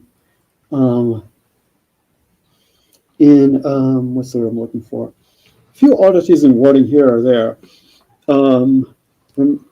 Was there something about looks him in the eyes and sees him? Because if you look someone in the eyes, aren't you seeing them pretty much by definition? Wait, really? Or did I misheard that? Maybe you misheard it. I think that. Oh, I know what you mean. I use too many words in some places. Anticipatingly, in anticipation, maybe. Pulsating head. That sounds a little odd. Pulsating what? Pulsating head. Pulsating. Usually it's pulsing or pounding head. Oh. Pounding is good. His head was pounding. Yeah, wrong word. I'm gonna change that to pounding. That's good, right. Yeah. That's right. That's the wrong word. Let's just put tears. What? I can't read my own handwriting. Tears trickle. Okay, I think that was good. That was a good. I said was good. Okay. Hands squeeze out. There was something weird with that, but I don't remember what it was. Eyes break apart like a dam. That sounded a little odd. I mean, the imagery is good, but the wording's a little weird. Right. I would usually like eyes being destroyed is usually they pop. Yeah. Rather than break. His eyes or tears broke out of his eyes might be good. But you have something like that afterwards, though, when the tears are trickling with the tear as the subject. I like that bit. And they do have vending machines and stuff, so they're relatively modern in some ways. Yep, this takes place in the modern day, but it doesn't take place in America. It takes place somewhere else. Fair enough. Mm-hmm. Hints like that show the time period. You know, things like machine guns, tanks, even like things that characters say. Like I have millennial characters coming up, and you can tell by the way they talk. They talk a lot like me, saying things like or dude. Scoob. Basically, they say things like Chad, stop stamping. You're totally stamping, like dude. No. They're not Bill and Ted. Not like that. That's too much. I got two different styles confused. It's more so what you hear on a regular basis. Like if you meet, the Gen Z kids, you talk to them. I got Gen Z and Ted and hoo-ha mixed. It's all the same, It's pretty much. They're all the same. They're all morons. What did Pretty you much. guys? What did you think of the? I've been learning this from Hunger Games and reading it. That I noticed a very good flow with, like this is written in. I'm reading the Hunger Games because it's written in present tense, and I'm writing in present tense. So I wanted to learn from that, and I noticed that Suzanne Collins, is the author, right? Yeah. Yeah. Collins. She's also written stuff like Gregor the Overlander. Gotcha. She writes when she kind of blends past events with modern together, and it flows really nice. And I thought, oh, that's cool. I didn't know you can do that with that. So, how was the flow between Nathan and Elia outside of their home at 25 years old to Nathan at 7 years old? Like, was that nice and smooth? A good transition? Oh, I didn't quite. I would actually say it was not very smooth. I didn't feel like it was smooth. Gotcha. Yeah, I was just like, oh, it's abrupt. Yeah, maybe we need to clarify that's the same Nathan at an earlier period. Maybe it did, and maybe I was just wandering around the place and didn't hear it properly. Well, like I got it. Like I feel like I got it, but it was not part of the scene. Maybe it's part of it's like the fact that we were reading it rather than that we were listening rather than reading it, which kind of threw me off a little bit. Yeah, I figured that might probably should have just shared the screen during this entire one. That might have helped a bit to clarify where the issues were. Here's the transition. Wait, no, that's not it. It's right here. It's Nathan stares ahead to the city. His lips faintly move up, his eyes brighten a bit. Then there in that old shelter. And then here. That was the switch to the past. And then when she introduced herself, that was the switch back to the present, where it says Nathan leans now on the guardrail. Okay. Oh, sorry. Yeah. Memories flood him from his childhood, and then past tense. Maybe something along those lines. Yeah, because the voices in the first chapter and a few others since they mock him. You know, he looks at the scar on his head, and they say you should have saved her. You didn't do good enough. And then Elia sees that his face is heavy, so she asks him what's going on, and that's where he says, "I haven't told you the full details of what happened, did I?" And that's what the flashback chapter was, where he told the full details. And then this was right after, where gives a little bit more on the past, and then a little bit on the present too. Okay. Yeah, I think like it's interesting that you put like to a transition in this similar thing, or at least like in. So I've done that a few times in my own books, but like I've always tried to make the like difficult to pull off.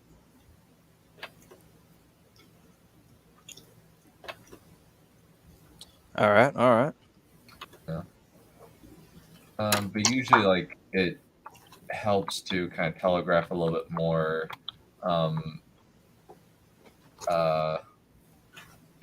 What exactly like the time skip, and usually the time skip is usually like it's kind of hard to do flashbacks in scene or in media res. Like usually a lot of people do flashbacks as just an individual chapter or separate with like X years earlier. Right. Yeah, that's what I did with all of chapter 3. Okay. Yeah. Right. And in 4, I tried to merge the two. Okay. What would you say is like your like what would you like say that you're attempting to achieve by putting it as like two different things and then merging them? Giving a little bit more background into their relationship. It was Well, I mean, like, originally formatting? Formatting. This right here, I used the 3 dots to show a scene change. So that's probably going to be. Yeah, I think that's probably definitely going to be easier in text than it would be. Yeah, definitely easier. That's the advantage of text. Yeah, I probably should have. This one I probably should have shown on screen. Another possibility is like, it took me a minute to realize that he was younger. I think maybe like telegraphing it a little bit more in the dialogue might help. Right. I think yeah, I think it was this paragraph right here. I decided to do the Urim and his wife arguing with the soldier first while he was listening, and then it says a young Nathan. Probably should have switched it. Say 7-year-old Nathan is watching, and then show the parents in the shelter, trying to figure out what to do next. Like, where do we go? What do we do after what just happened? Would that help with that at all? To I think it probably would. Yeah. One thing that Brando Sando does, but he has flashback entire chapters, and he'll say like things like 10 years earlier, 5 years earlier, stuff like that. He'll do that. I don't commonly do I haven't done much in the way of flashbacks, so I can't. That's all I can. Right. Yeah, normally I wouldn't, but it's extremely important for this story because what happens next is what determines who survives and who doesn't because of the experience, and that's why it's and it also plays later into the story as well. And it also helps build the relationships of who is this woman the main character is talking to that he's marrying, and why is she important? Stuff like that. How did he meet them? And turns out he met her and Dan at the same time. Yep. I wasn't criticizing flashbacks. I just haven't done them much. Of course. Like David Benioff. You don't do flashbacks. That's not very flattering comparison. Nothing to David Benioff is flattering other than you don't do things like he does. Right. Yeah, I feel like definitely should do more editing and clarification before I present chapters. Because when I presented my first one, I'd hammered into that one like crazy. Because that's the sales pitch of a novel. So I needed to make sure that one was the best it could possibly be. And yep. I even do this in real life too. My roommates and family have pointed out that I'll say things like, what are you going to do with that 5 terabyte hard drive? And then everyone laughs and says, why did you just say, what are you going to do with that hard drive? And I went, I don't know. I have no idea why I said it like that. Oh dear. I don't know why I said it like that. It was weird. Yeah, I do weird things like that. So I'm trying to, it's also like a matter of like self-improvement as well with both the writing and the speaking of, word choices. Don't worry, everybody does that. Yeah, we all struggle with that. What did you guys think of the cliffhanger? I think it was well done. I'm interested to see what happens. I'm intrigued mainly like by the fact that I like madness stories where people start to doubt their own sanity. It's one of the reasons why I like Wheel of Time so much. Oh, you'll love the further parts of this one. That's basically what the Slain go through. Do we ever find out what the Rookim's motives are? That's a build-up. I have a huge revelation scene that's going to come about, I would say, halfway through the book. Right during like the times when the most boring parts of most novels, the middle, the middle is going to be packed with one of the biggest revelations, and it's going to change the course of the story from that point on forever. It'll be like on a level of Attack on Titan.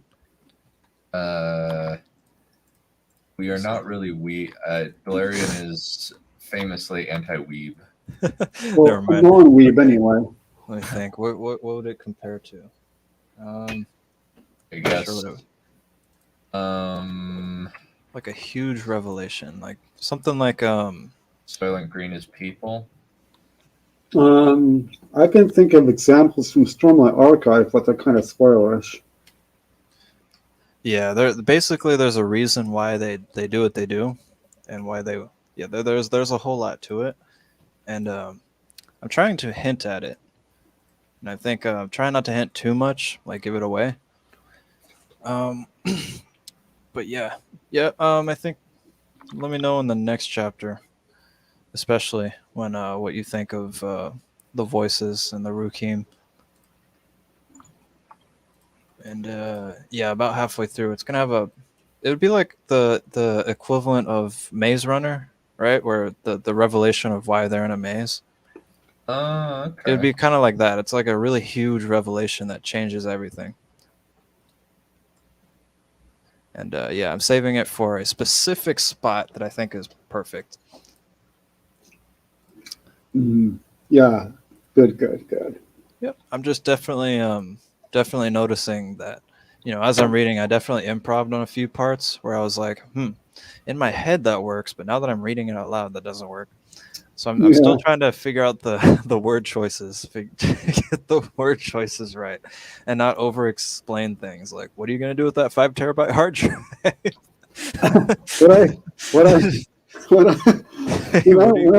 When I was reading, I noticed that things.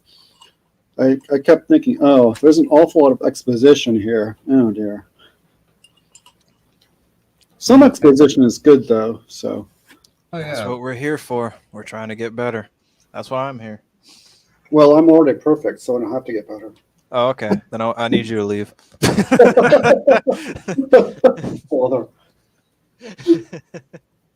So basically, you're the nice version of Carrick, where he just gets fed up with Balerion's trolling and just yells, "Shut up!" I need to do another one with Tarek. I need him to hammer into these. I mean, I need everyone to. Oh, just wait. I know we're doing Wheel of Time commentary Monday. His immediate thing was like, I asked him, hey, who wants to do it on Monday at 2 MST? Hey, how about this? You go to hell. No, it was even better than that.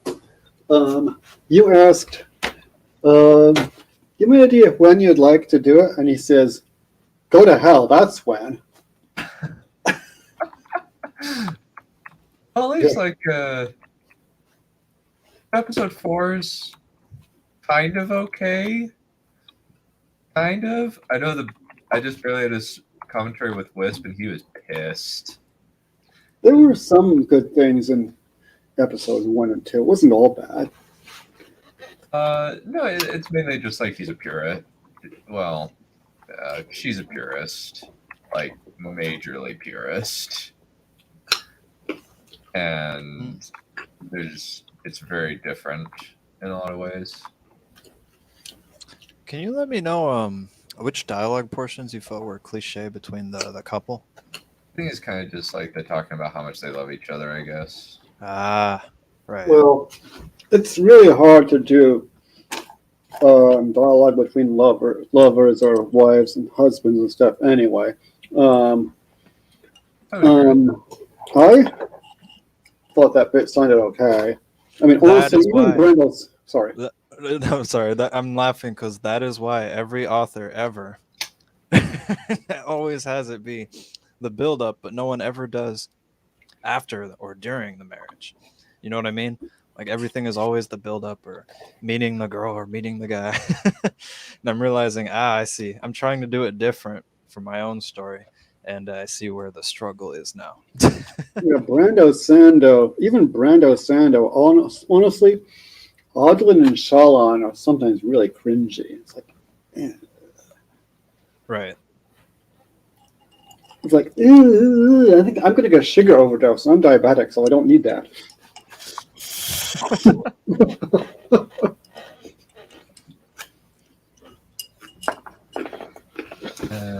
Makes All sense. right, love the criticisms. Hopefully, people will leave comments on the video if they watch it, and looking forward to Wissia's as well. I definitely want more. I want more and more and more. You know what I mean? More Yeah. people, more criticism from more perspectives. It'd be It nice gives to a have, bigger round picture and bigger. It gives more room for improvement. be nice to have some people come in and Come in and watch it live. yeah, like they used to do. Well, I think that like just today's a bad day, holiday season, school, that sort of thing. Last day of Thanksgiving break, people are probably spending it playing video games and vegging out watching Netflix. Right. Is Turek still in England? Because that would explain why Brightness Becca's not making it. Probably having oodles and oodles of fun. Nice. Piggyback riding and stuff. What? Yeah, the fields and moors of Great Britain are fun to go piggyback riding in. And the fjords especially. You're not going to live that one down. Kind of better in my head. That's still funny. Almost as funny as me not realizing Ibn means son of. No, that's a little more understandable, I guess. I guess I just like the fields and fjords is just kind of twinned in my brain. It alliterates anyway. You know, I just realized something. Is it clear to you guys from the chapters before and this one that I just read that the Rukim feed off of death? I'd say so, yeah. I think that that's fairly clear. Okay, good. I They're did big my job then. That's good. Occupation Army just turned up in chat just after I was complaining that no one was in chat. Hello there. Hello there. What's up? How's life? Always a pleasure. Okay, so that's good. That's good because that's definitely really big. I definitely want it to be clear that there's a reason why they're so manipulative and why they that's basically the reason why they act like they do. Why they don't befriend humanity or anything like that. Why they manipulate. Why they taunt. Why they also threaten. You know, all these different tactics they use for different people.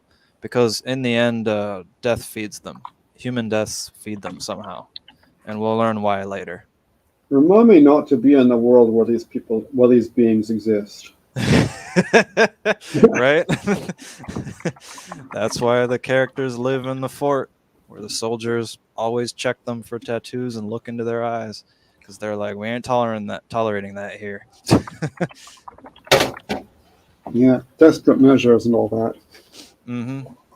And that's basically what happened, where Nathan's father, you know, with his son surviving but his daughter not surviving, you know, he decides that, okay, we're going to live somewhere safe this time.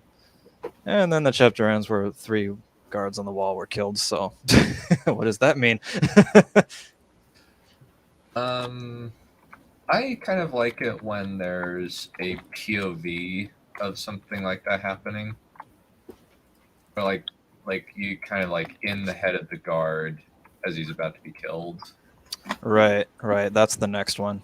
Right. Oh, okay. It was difficult to I definitely have a fear of losing the audience, you know, in these chapters, these beginning ones that set the stage for what's going to happen. So, you know, I added that there to give a good cliffhanger to transition into the next one. And then the next one does give a perspective of what happens on the wall. But what would be a good way to improve that? Well, I mean, like, it's just kind of a personal preference.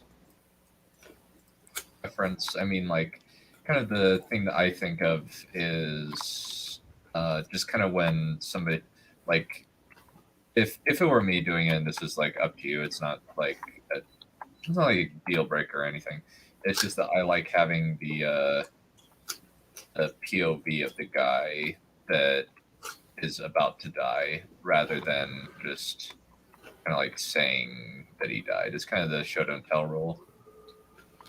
Right, right. Yeah, that last part, those last like 3 sentences were entirely tell. Dunn kind of likes the POV, the immersive approach. Anyway, What about you, Balerion? What are your thoughts um, on scenes like that, where and then there on the Western Watch, 3 soldiers are quietly killed? um, for something like that, because it's such a dramatic thing, like killing, POV does sound like a good approach. In my own writing, I oscillate between POV and viewing it from the outside because my natural style is very detached. That's the style that comes most naturally to me. Yeah, kind of like Tolkien. Right. His style is extremely detached. So I have an idea. I have a few ideas actually. Just came to me. I have an idea of in chapter 2 when Nathan was leaning on the rail, he was looking around at the city, and he noticed on the nearest wall, which is the western wall, that like a lens flare flashed at him, and he figured a soldier was watching him. And that could be maybe that person could be a male or female soldier who is watching the family set up, and then they're stabbed. Or an idea would be one of the voices. One of them just decides to wander around because it's bored, and then it just goes to the wall and it sees that 3 people are murdered, and then it's like, oh, this is interesting. I'm not going to say anything about this. What, you mean one of the Rukim? Yeah. Oh, you mean use one of the Rook? What's the singular of Rukim? Rook? Yeah, pretty much. Yeah, because Eam is multiple. Yep. So it'd be Rook, which is fun fact. Rook and Ruach are Hebrew for breath, for wind. It's a word used for breath, for wind, and for essence. Like it depends on the context of where it's used. It can describe a soul. So, they're a lot like breaths in the wind that speak to people, and you can't really touch them or do anything in the story. So that's why that's why I named them that. And different people call them different names. You'll see that later as well. So that would be interesting, having one of them as a POV. Yeah, I was thinking that would be kind of cool, considering this story is all about. The story is different in that regards. That's what makes it unique. I like it. So you think that would be a better cliffhanger? Honestly, I think so too, because it does end very suddenly. Yeah, either that or like one thing that I like is having like when there's like if you had like for me it was kind of be like maybe like the soldier, like that would be what I would do. Just kind of just having like minding his own business and then kind of the horror of dying. Right. That's either, but you could also do the Rakim where it's kind of like a more creeping dread, kind of like the Assassin in White in Stormlight Archive and how he does things. Okay. Yeah. Well, I mean, they are living things and they do have their own personalities. So seeing their POV is like seeing a person. I definitely found that interesting as I was writing my first few chapters. I went, okay, it's clear to me what the engagement in the story is. It's these things. I'm going to have that be the focus. Smart. Even though the book's called Slain and it's about the Slain can't exist without Rukim, so that's the real focus. Who are the Slain again? People who, the tattooed people who have the Rukim living inside of them. Oh, a little bit like fused. Yeah, they become vessels for them, so they have bodies to work with. And it's like a battle of will between each and every different Slain. Some are controlled by them, some control them. There's a lot of drama coming up, and it's exciting. That I have a lot of fun with. All right, Yeah. Thank you, gentlemen. Sorry if this review is taking a while. Oh, no. Oh, no. Anything else? Oh, that's pretty much it. Not really. Cool. Alrighty. Let me see. What shall I do?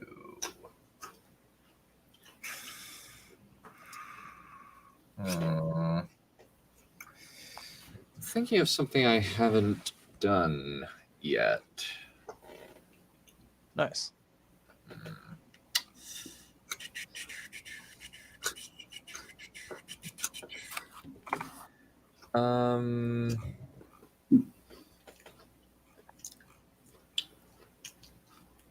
I'm taking a look through I actually have a very large back catalog of stuff that I'm working on. Let me see. I'll do this one. Shades of Redemption. And I'll probably read only the first half since I don't know when Smudcast is going to get me on. It'll probably be in a little bit. I'm not sure. Shades of Redemption. Mm-hmm. Well, that's good. It's nice to get something that's not totally grimdark. Oh, this is kind of grimdark. It has zombies being used by the good guys, and elves that are using eldritch. That is not a combination I think I've ever heard. That's interesting. Elves and zombies. Okay. Yeah. Let's see it. All right. That won't be for this one. It'll come later. Chapter 1, The General. The city of Braith was arranged in 4 concentric squares, each wall constructed with multiple murder holes, towers, and spiked moats. The plain yellow stones were worked with images of demons and other frightening imagery. Yet outside the walls was the mightiest army the great island of Elyntius could field. Over 100,000 strong, each man wielding the finest weapons that the smiths of their island home could supply. And that was exceedingly fine. From his vantage atop the highest tower in the city, Camul watched the armies of Elyntius marching toward his fortress, a combination of fear and excitement building inside him. Taking a deep breath, he turned toward his remaining generals standing around the map table and rubbed his hands together. There were fewer now than when this bloody war had started. Nearly half the men who had rebelled with him had died, and their game seemed played out. We have very little time, so let's get down to planning. He flexed his hands and glanced around. None of them looked confident in their ability to win a battle against the world's greatest power and all their military might. Taking a deep breath, Camul set to encouraging his men to face one last fight. We have the fortress. We have enough supply as to last for at least 3 years, and we have the whole of our army here in the fortress ready to fight. We cannot win, Camul. Arlon's voice was conciliatory, but he was trying to be somewhat firm. The enemy has us outnumbered over 10 to 1, and we have no way of holding out against their siege engines. He did have a point there, but Camul wasn't about to back down. What had they fought if not for freedom from Elyntius' domination? Over and over, the men of Braith had repulsed them, but the slow war of attrition worn them down, while their enemy was still strong.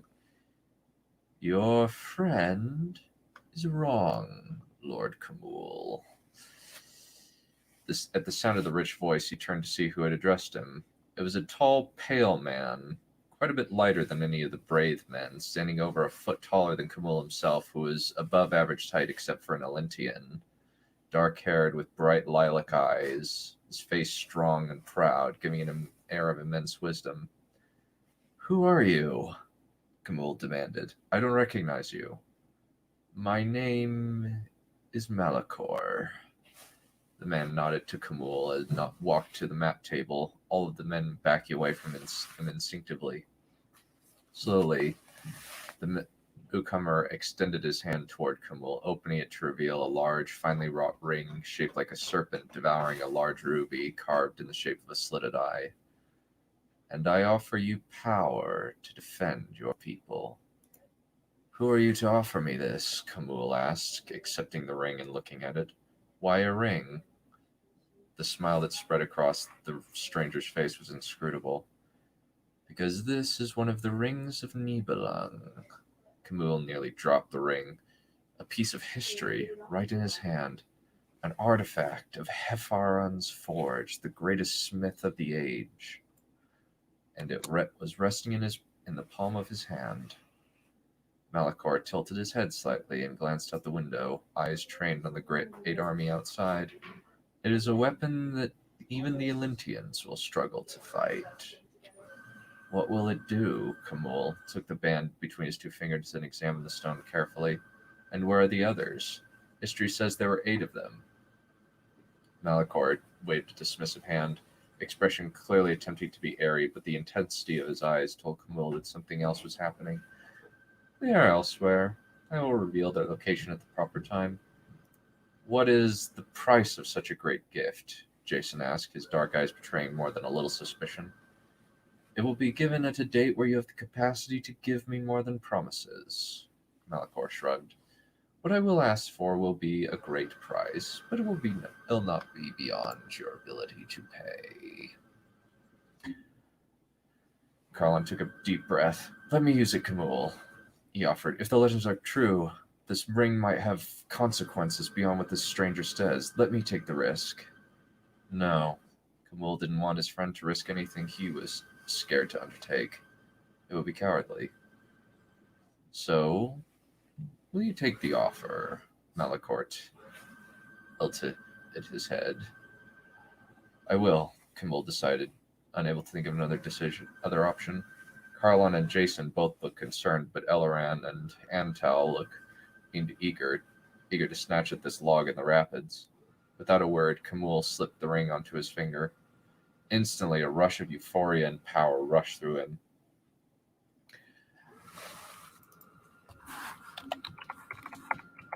Gasping, Kamul seized the table, only to have the wood crack under his hand. Seeming pleased by the effect his gift had had, Malachor smiled. You should have a new weapon to go with your new abilities. Malachor reached out his hand and conjured an enormous mace out of the air. Kamul stared at the mace, amazed that anybody could use such a ludicrous weapon. The thing had a long metal shaft, almost 3 feet long, and the flange spiked head was almost half again the size of a melon, possibly twice. And yet Malachor seemed to handle this weapon as if it were no more heavy than if it were made of wood, rather than what looked like black steel. Can't use that. Kamul shook his head. It's too big. Try it. The strange visitor proffered the weapon toward Kamul. You might be surprised at how well you handle it. Skeptically, Kamul took the weapon, expecting to have his hand dragged down. Instead, it felt significantly lighter than even the lightest sledgehammer he had used. What kind of metal is it? He asked. It's so light. It is not that the weapon is light, but more that you are stronger. Test it. See what you can do. Swallowing hard, Kamul swung it around, then glanced toward a large stone block. After a moment of thought, he swung the mace down. With a loud crack, the stone splintered to the force of the blow, spraying fragments everywhere. By the gods, Elleran whispered in amazement. Such power. Indeed, Malachor flexed his hand. I am impressed. This ring suits you better than I anticipated. So, what can I do with it? Kamul asked, gazing down at the object. Call lightning from the sky? Smash men like toy soldiers with only my mind? Nothing so spectacular as the first, though that last might be the least of your new abilities, Malachor chuckled. Kamul wasn't sure how comfortable that sound made him. There was something about this stranger that he didn't like. You are a great leader and warrior, the stranger continued. Through the exercise of your will, you will grant enhanced physical abilities to your soldiers. Though there are other abilities related to the source of your power that will be revealed as you gain more practice with this new power. Very well, Kamul took a deep breath. Jason, get my armor. We need to survey the enemy. Armor now feeling as light as silk, Kamul walked up the wall stairs to survey the army besieging the city. Idly, he flexed his hand, letting him bask in the power of his new talisman. The new ring on his finger seemed to thrum as he rotated his new gargantuan mace over in his hand.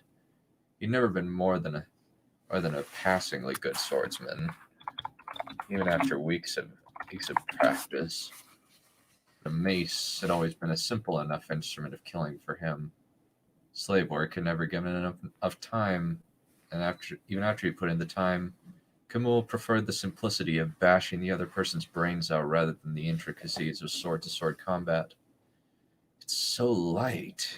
He spun it around, feeling like it was a wooden baton rather than a spiked steel club. This ring really works. There are other abilities. Camille. Malachor raised his eyebrow and nodded toward the army. You have only seen a fraction of what it can do. I imagine you could find a way to test it. I'm just one man. Camille looked down at the ring on his armored hand. What can I do, even with this ring? Well, there are a few things, Malachor shrugged. Your ring will give you the power to enhance the abilities of men that fight for you, which will mean significant damage to their troops since a large percentage of them are conscripts. However, I will meet with them, and perhaps they would be willing to have their champion face you in single combat. You can do that? Camille frowned and looked down at his ring, then back up at his new ally. Who are you? Malachor shrugged. I am merely an interested third party endeavoring to preserve lives from pointless violence. He clasped his hands behind his back. Shall I negotiate with them? Yes, Camille closed his eyes, hope blossoming inside him for the first time in a very long while. If you can give me a chance, I would be eternally grateful. Good, Malachor smiled. Give me until midday. Without another word, he vanished in a flash of green and black light. Can we trust him? Jason asked. This ring has power. Camille looked down at his gauntlet where the object in question had appeared despite wearing it on his flesh and blood finger when he'd put it on. The armor should have prevented the ring from staying on, but it was as firmly affixed to his hand as an anchor. Swallowing, he closed his fist as Malachor had instructed and pushed his will outward. Instantly, Jason and the others gasped and looked down at their hands. I feel stronger. Elleran clenched his fist and raised them toward the enemy. I feel like I could fight the whole damn army and feel no fear of death. Same, Antel agreed, beard bristling as he glared toward the Atlanteans. Surely we can fight them now. Camille shook his head. No, if this can be resolved in single combat, then we should only risk that much, he said firmly. They won't agree, Jason grimaced. No matter how persuasive this new friend of ours is. Always the cynic. But he always did have a measure of clarity with that pessimistic attitude of his. Closing his eyes, Camille tightened his grip on his mace. If he can do it, it'll save countless lives. He opened his eyes and rested the head of the long-handled weapon on the ground so he could put his hands on the pommel. We'll give him until midday, as he said. We'll follow your lead, Elleran promised. You've always done right by us. Nodding to his old friend, Camille couldn't help but think, no matter how good a job he'd done of keeping the enemy out, today might be their last day of freedom. Now, we wait, Camille thought, tapping his finger against the pommel of his mace. And that'll conclude it for today. Nice.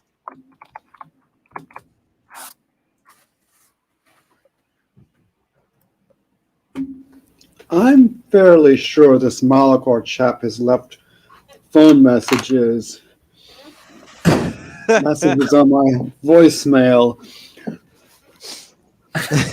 Things about this great new deal. Used car salesman type. Used car salesman. Yeah, or the people who say, if you or a loved one have experienced blah blah blah blah blah, then phone blah blah blah blah blah. Please press 3. We missed you too, Hypatia. Always a pleasure. Welcome, welcome. Yeah. I enjoyed the dialogue, and I enjoy villain types. Villain, not really villain, but like these dark. How do I describe it? The type of characters who are like, yes, take this mace. It will do wonders on the battlefield. I enjoy that kind of stuff. Here, take this credit card. Like, It I will guess do the wonders.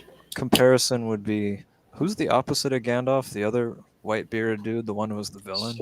Saruman. Yeah, Saruman. Like that. Oh, I'm a sucker for that. Yeah. Oh, it gets even more interesting when you actually see what this guy actually is. Nice. Yeah, I definitely wrote in the comments. I said I liked the ludicrous mace description. It was pretty cool when he just held out his hand and it just showed up. That was neat. Definitely got supernatural not sci-fi, fantasy elements in there, so that's pretty great. Yeah. One small thing. More heavy, just heavier is good enough. Okay. Let me... Yeah, it was also intriguing. What kind of metal is this? Oh, it's da da da da da da da. It's not so much the metal, it's you who have grown stronger. I have characters like that coming up that talk very, I don't know how to explain it. They're just intriguing and interesting. I'm very excited. So, Malachor is the name of a planet of a bad radioactive dark force planet in Star Wars, and Kamul is the name of a footnote ring wraith. The name Kamul I remembered. Malachor I wouldn't have, but I guess it would be Star Wars. So no wonder he's evil. Yeah, this is like a video game reference, Star Wars video game reference, which is even more obscure than the books, technically. Yeah. Nice.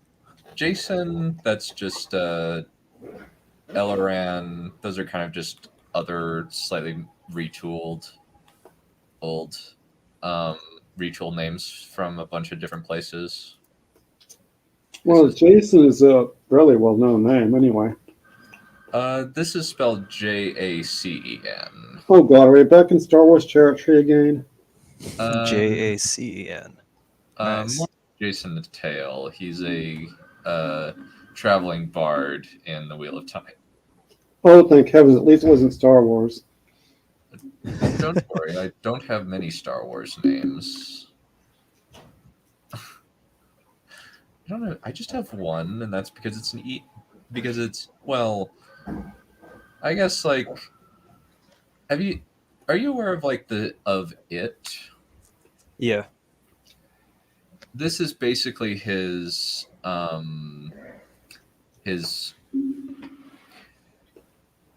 Pennywise skin suit. I see. Because he's beyond the comprehension of mortals. Well, we all know what that feels like. Yeah, especially you. Especially you, since you're an eldritch cat dragon thing. Of course. Yo, Royal Tutor, I see you. Hit me up with some Russian names. I got 2 Russian characters named Dasha and Ivan further along in my story. I'm thinking if I want any more, Russian-based characters, it would be neat to have some exotic names. Yeah. Creative ones, not just cliche, I don't want to say cliche, but, used a lot, like They're Nikolai great or Slavic Dmitri. names. Yeah, Slavs have great names. Yeah. Beautiful names. Yeah. That works too. I think I'll definitely have to. Yeah, I'm gonna finish up reading this scene, probably next week. But looks like Smudcast is like Gandalf. He is never late, but he arrives precisely when he means to. Nice. Alrighty. Well, we will call it good for today. adios, my friends. We will. All right. I am a bit of housekeeping. I am going to be releasing. I've already released all of the Wheel of Time commentaries on Rumble. You can find them in the Discord. Though I will also. I'm going to see if I can do a community post. But on YouTube to check and see if I can do that. I don't know if I can. I think I require 800 subs for that.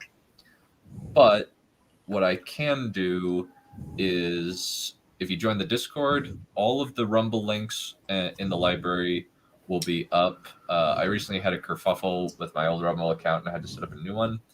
But I will be able to get you all of the commentaries that I uploaded, including the animated Lord of the Rings and the regular Lord of the Rings. Yep. And